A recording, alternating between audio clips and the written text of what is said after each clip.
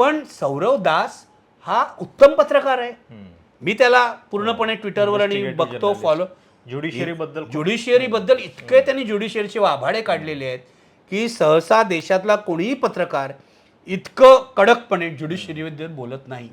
आणि तो जर 2017 साली मोदींचं अभिनंदन करत असेल आणि 2026 साली तो जर मोदी विरोधी होत असेल तर 9 वर्षातला हा फरक आहे ना. हा फरक पडलेला आहे. अभिजित दिपके काय म्हणतात?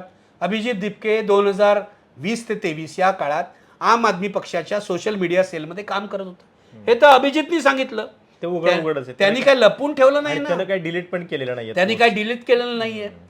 मला सांग, आता अभिजित जर तिकडे बोस्टनला होता, हां, त्यांनी हे सगळं सुरू केलं सोशल मीडिया पोस्ट घालून वगैरे, तो सुखी होता ना तिकडे.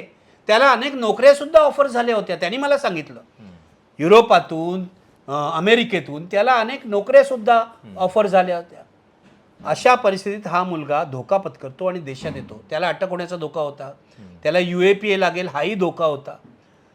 देशात येतो, याचं काहीतरी कौतुक करा. तो आम आदमी पक्षात होता, हे काय पाप आहे का आम आदमी पक्षात होता म्हणून? एकेकाळी आम आदमी पक्षाबद्दल योगेंद्र यादव आणि प्रशांत भूषण यांना सुद्धा आपुलकी वाटत होती.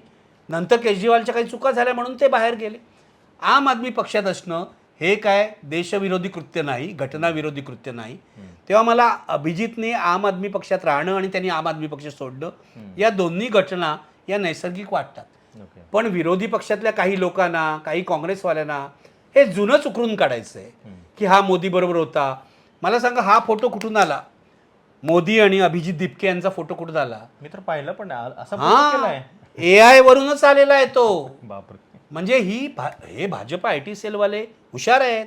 ते असे उपद्व्याप करतात, पूर्वीपासून करतात.